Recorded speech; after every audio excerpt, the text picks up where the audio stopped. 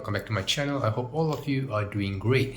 So this is an interesting video because this is done in collaboration with Nokia Mobile Malaysia, and this is the Nokia T20. Now the Nokia T20 is not a new device. It was launched probably about 10 months ago, and the Nokia T10 was recently announced. I did reach out to them to ask about the Nokia T10, and they said they are still working out some final details before they introduce it somewhere in the next quarter. So with that said, I do understand that the Nokia T20 and the Nokia T10 are two different devices in terms of their target audience. So the Nokia T10 is a slightly skimped down version of the T20 in a smaller dimension, and the Nokia T20 is definitely larger, packing a more powerful hardware. So that means that the Nokia T20 is still relevant, and with the promise of 2 years of major OS upgrades and also 3 years of security, the Nokia T20 would still be functional and usable very much into the next year. So with that said, this is the Nokia T20. It comes with two configurations. This is the LTE version. It comes in a single ocean blue color. Now, one of the interesting things here that I would like to have attention is the numbers that are printed in the front packaging. So 2023 Thursday August 17. Now if you were to look it up, you would realize that this refers to the actual date in the year 2023. August 17 is Thursday in the year 2023. So is there any hint or something that Nokia or HMD Global wants to tell us with this printed up front, because this device was launched in 2021? So 2023 August 17 Thursday, would that mean this would be the day that the Nokia T20 get replaced, or some major or final update on this date? I am not really sure. We could only speculate at this point of time. You can see that it is listed to have Android 11 on board, 2K resolution with low blue light certified display. You've got stereo speakers, dual microphone, Ozo audio, octa-core processor, 8200 mAh battery with fast charging, 3 years of security update, 2 years of OS upgrades. It also features Google Keep Space and Google Family Link. So this is the new mantra that HMD Global is going for. They love it, trust it, and keep it. And based on my interaction with the owners of the Nokia T20 in Twitter, a lot of them are actually really satisfied with this device, except for one major question that pops out every now and then: when the device is going to get the Android chop. I do not have any specific date for that, but I do believe that it will be getting somewhere before the year ends. So with that said, this is just going to be a simple unboxing of the Nokia T20. This is the Malaysian version of the Nokia T20. So this is how it looks like. Just going to put this aside. I'm going to put this aside as well. So this is how it is inside. You do get the charging box, some user guide, and some other information here. The SIM ejector tool is here. Nothing much is inside this compartment. Now, while the Nokia T20 does support 15 watt of fast charging capability, the bundle adapter here is rated at only 10 watts here. I hope you can see that. So it only comes in 10 watts. And due to its processor being a Unisoc processor, I do not know whether or not it will support the Qualcomm fast charging standard that a lot of the adapters, third-party adapters, has. With that said, it is still a pretty decent adapter nevertheless.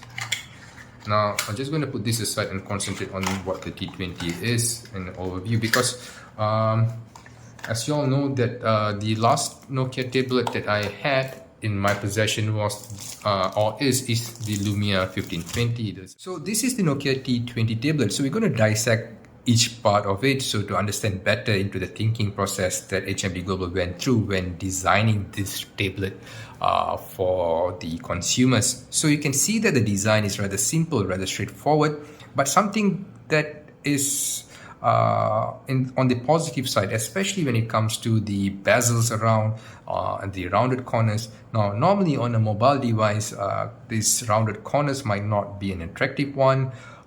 So does the bezels here.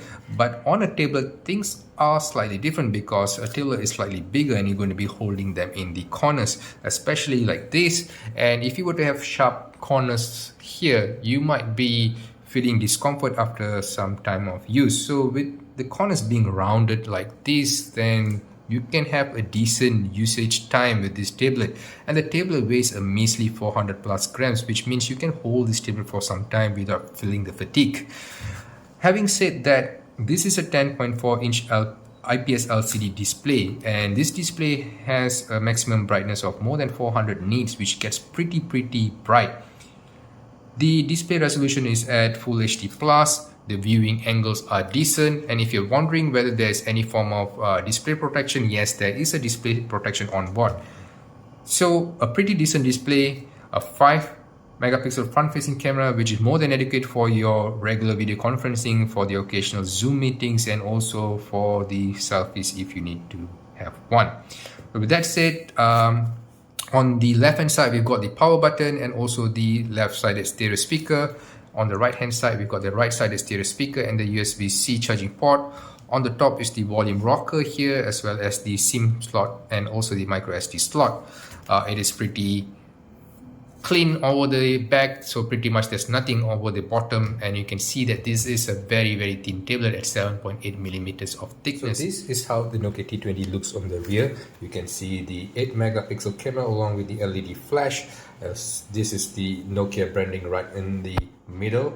This is a beautiful ocean blue color. This is a sun-blasted aluminium body. You can see the plastic lining where it houses the antenna. But surprisingly, for a price of USD 200 now, it is hard to get a very well-built tablet, especially in this price point. And this is what makes the Nokia T20 built to last.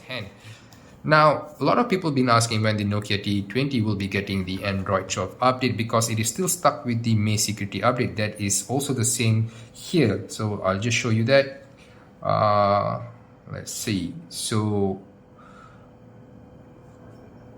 you can see here that the security update is in May 5, 2022. So I do believe that the Android 12 update and the latest security update might most likely be bundled together. So with that said, the display is actually quite good. You can see that the blacks are actually very deep. The brightness is actually pretty decent. In terms of the sharpness, yes, it is a pretty sharp display. Pretty much this is a stock Android. Other than the Netflix bundle, this is a stock Android experience, and this is just some app that I've installed earlier on. So along with the Unisoc processor, 4GB of RAM, and Android stock Android experience, do expect for some smooth interaction with the tablet. Everything should be launching fast. Everything should be more than enough for what this tablet is intended for.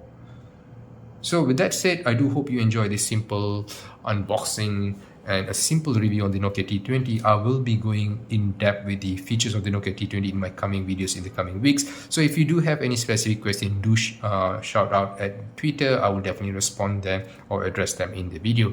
So with that said, I do hope all of you take care. I hope to see you in the next video.